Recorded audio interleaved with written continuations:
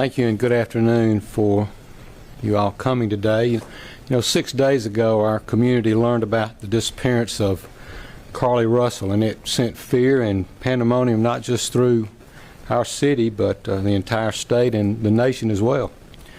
The media quickly joined us to get the word out about Carlee.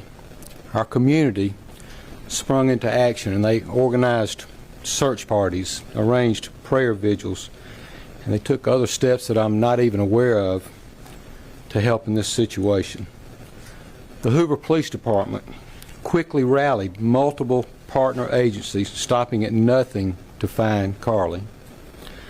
I'd like to take this time to say thank you first to the Hoover Police Department, our partner agencies, our wonderful community, and to all those that aided in some way in connection with this situation.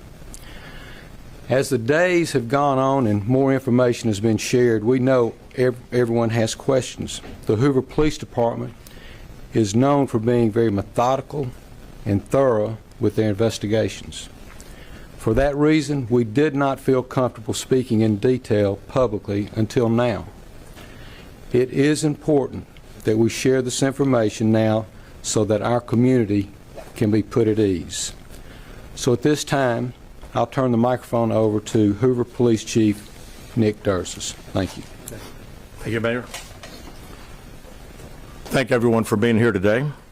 Besides me stands the team who played a significant role in this investigation. I want to thank our department, members of surrounding local law enforcement agencies. That occurred on Saturday, July 15th, approximately 49 hours after she called 911 and disappeared. From that point, our focus has been to determine Carlee's whereabouts during that time and what exactly took place. Let me say up front, this investigation is not over. We're still working this case, and we'll be working this case until we uncover every piece of evidence that helps us account for the 49 hours that Carlee Russell was missing. However, through the public interest, and in some cases, public fear that this story has generated, we owe it to our citizens to tell them the facts that we have uncovered. So I will give you the facts that we know today. On July 13th, at approximately 8:20 p.m., Carlee left work from a business at the Summit. Surveillance video from her place of employment shows Carlee concealed a dark-colored bathrobe, a roll of toilet paper, and other items belonging to the business prior to her departure. She ordered food from Taziki's at the Colonnade and traveled there. She then traveled to Target on 280, where she purchased some granola bars and Cheez-Its. From there, she remained in the parking lot at that shopping center until 9:21 p.m. when she drove to I-459. Carlee communicated on her cell phone with individuals known to her while on her path of travel up to the point of calling 911 at 9:34 p.m. And at this time, we will play the 911 call in its entirety.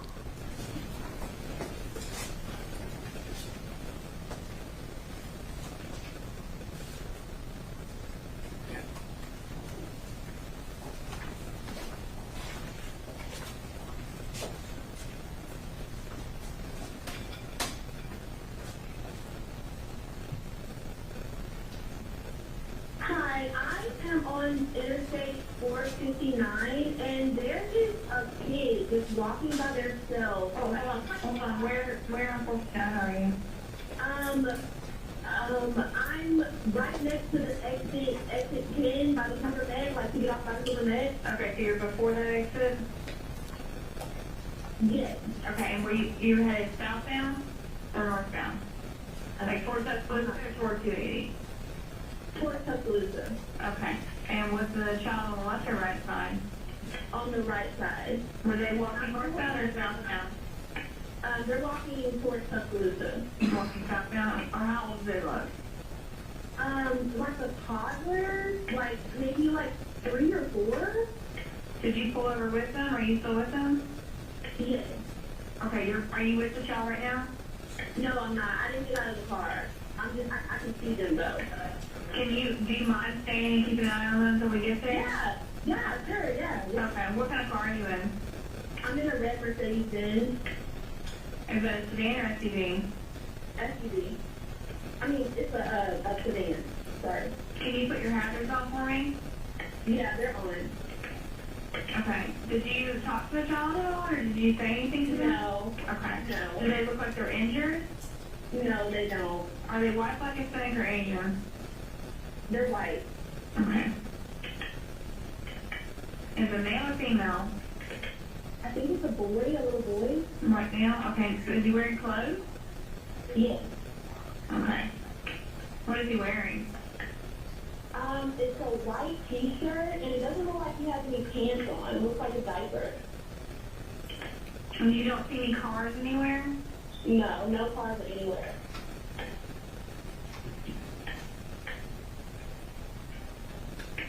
Okay. All right. What's your name? My name is Carlee Russell. And you don't see any injuries on the child from where you're at, correct? No, but I can't really see them that good. Okay. Try to keep an eye on them for the best that you can, because I don't want you to lose track of them. Okay. All right. And do they have shoes on? No. No shoes. Not that I can see. I can't really see that look. Okay. All right. I've got them on the way, okay? Just try to keep an eye on them, but the officers are on the way, okay? Okay, thanks. Thank you. Okay, bye. When I had to in that conversation, Carlee called a relative after speaking with the 911 operator. She went missing during that conversation sometime after 9:36 p.m. Traffic camera footage was obtained which depicted this portion of the incident, and that footage was analyzed as part of the investigation in conjunction with the 911 call and cell phone data to accurately determine the time frame. Carlee's 911 call remains the only report of a child on the interstate, despite numerous vehicles passing through the area at that time. No one has called to report that a child is missing, and the Hoover Police Department did not locate any evidence of a small child walking down the interstate.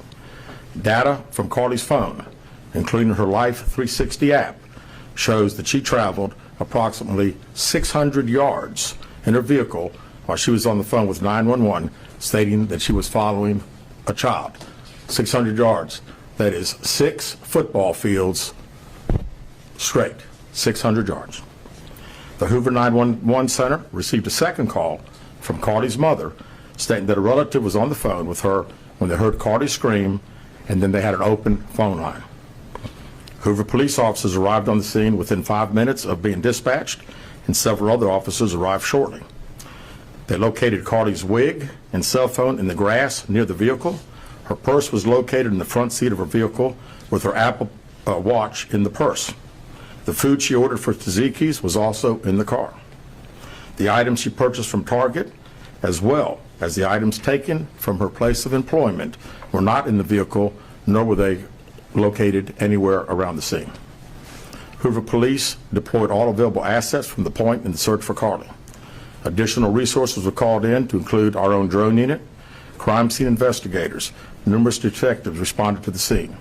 Throughout the day Friday, officers from surrounding local and federal agencies assisted Hoover Police in the search for Carlee Russell. Officers returned to the scene on 459 to conduct a thorough line search for evidence. K-9 teams from the Jefferson County Sheriff's Department responded to check for any sign of Carlee, the child that she claimed to see, and anything else that could be considered evidence in this case. Those searches all turned up empty. Private citizens, including search parties organized by her family, friends, began looking everywhere that they could to find any trace. These searches took place throughout the day Friday and again on Saturday, yielding nothing. At 10:44 p.m. on July 15th, the Hoover 911 Center receives a call from Carlee's residence stating that she returned home on foot. In subsequent investigations, detectives obtained surveillance footage of Carlee walking down the sidewalk alone prior to arrival at her residence. She was conscious and speaking with paramedics when she was transported to UAB.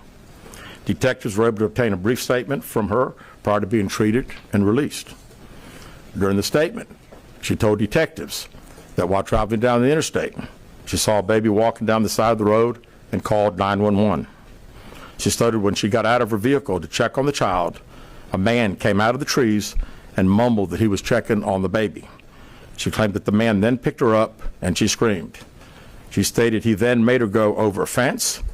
She claims he then forced her into a car and the next thing she remembers is being in the trailer of an 18-wheeler.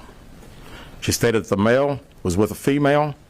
However, she never saw the female, only hearing her voice. She also told detectives she could hear a baby crying. Detectives, the male had orange hair with a big bald spot on the back. She said she was able to escape the 18-wheeler and fled on foot, only to be captured again and was put in a car. She claimed she was then blindfolded, but was not tied up because the captor said they did not want to leave impressions on her wrists. She said that they took her into a house and made her get undressed. She believes they took pictures of her, but she does not remember them having any physical or sexual contact. She stated the next day she woke up and was fed cheese crackers by the female. She said the woman also played with her hair, but could not remember anything else. At some point, she was put back in a vehicle she claims was able to escape while it was in the West Hoover area. She told detectives she ran through lots of woods until she came out near her residence. During this interview, detectives noted that Carlee had a small injury to her lip, and she claimed that her head was hurting. She also had a tear in her shirt. Detectives also noted that she had $107 cash in her right sock. Out of respect for Carlee and her family, detectives did not press for additional information in this interview and made plans to speak with her in detail after giving her time to rest. Detectives continue analyzing data from Carlee's cell phone that was left behind at the scene. We enlisted the help of the United States Secret Service in conducting this analysis. Part of what data included several internet searches in the days leading up to their disappearance that I think are very relevant to this case. On July 11th at 7:30 a.m., the term, "Do you have to pay for an Amber Alert?" was searched. On July 13th at 1:03 a.m., the day of her disappearance, the term, "How to take money from a register without being caught," was searched. On July 13th at 2:13 a.m., the day of her disappearance, the term Birmingham bus station was searched. On July 13th, 2:35 a.m., a search for a one-way bus ticket from Birmingham to Nashville was conducted with a departure date of July 13th.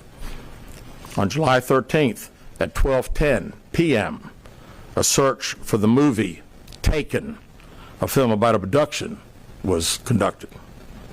There were two searches related to Amber Alerts on a computer at Carlee's place of employment, including one regarding the maximum age of an Amber Alert. There were other searches on Carlee's phone that appeared to shed some light on her mindset, but out of respect for her privacy, we will not be releasing the content of those searches at this time.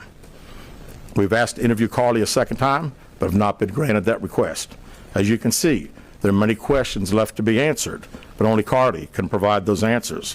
What we can say is that we've been unable to verify most of Carlee's initial statement made to investigators, and we have no reason to believe that there is a threat to the public safety related to this particular case. Thank you very much. With that, we'll open the floor for some questions. Please raise your hand and I will call on you. Carol. Chief, do you expect any charge? We tried to hug her as best we could, but I had to stand back because she was not in a good state. So we had to stand back and let medical professionals work with her. But it's Last Thursday, police say Carlee called 911 to report a toddler walking alone on the interstate. She pulled over while on the phone with a family member who described hearing Carlee scream. goodness and for him placing it on people's hearts to want to come and help find Carlee. An Alabama woman has mysteriously vanished after calling 911 to report a toddler walking along the freeway. Police say 25-year-old Carlee Nicole Russell told the dispatcher what she saw, then stopped to check on the child. But then she disappeared. Her car, her phone were found at the scene, but no sign of her or the child. And officials also say they haven't received any reports of a missing child. They are now offering a $25,000 reward for information. Russell is 5 feet 4 inches. She was last seen wearing a black t-shirt, black pants, and white Nike shoes. Questions based upon what they told us last night, new information that we just learned about 9 p.m. last night. That's right. We have that on your screen right there, the details in the Carlee Russell case. She went to the Target on Highway 280, bought snacks. Police releasing this information saying they haven't found evidence of a toddler. And we also have that traffic cam video showing what appears to be her vehicle stopping on the interstate I-459 around mile marker 11, but you also notice there were a lot of other vehicles driving along there as well, and police in this statement that they gave us said they had no other calls about a toddler being spotted on the interstate at that time. Also said that they gotten a video from neighbors in the area, in the neighborhood where Carlee lives with her parents in Hoover, and said that video shows her walking alone along the sidewalk before she arrived at her home Saturday night about 10:45.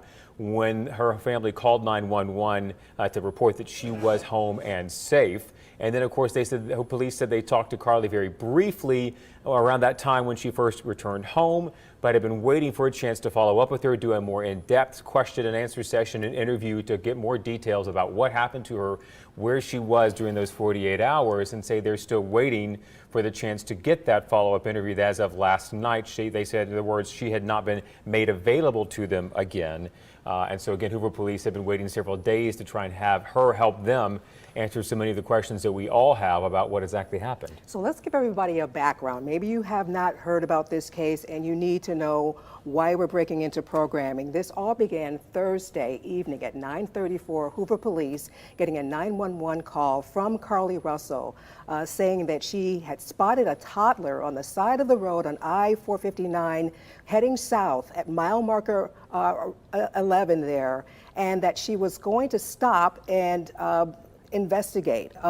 She also, according to police, called a family member who said while they were on the phone with Carlee that the phone was still open, but they lost contact with her and heard her scream. Right, and you see the police responding here. This is along the side of 459, and again, the traffic cam video, which we were the first to break for you last Friday night, showed about 3 minutes from the time you see what we believe to be Carlee's car pulling over there, kind of rolling along the side of the interstate there for quite some time before stopping. About 3 minutes later, police show up, and it said when they got there, she was not there. Her car was still there, her cell phone, her wig, I believe her Apple Watch was all inside there, but Carlee was not. So where did she go in those 3 minutes? And then the 48 hours afterwards was a huge question mark, obviously. And then police did say last night that Carlee, I think they said she ended the call with a 911 operator and then called that family member, has been described both as a sister-in-law, their brother's girlfriend, and told her what was going on, and that's when suddenly they heard the scream,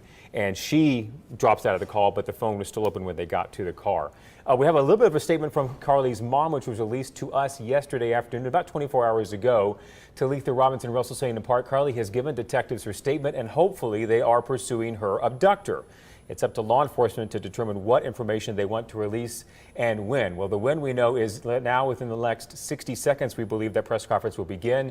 The what, of course, Sarah, a very big question mark. Very big question mark. And again, I want to remind people that we have her full lengthy statement from Talitha Robinson Russell, Carlee's mom, on our WBRC News app right now if you want to just scan over and see some of the information that she released there.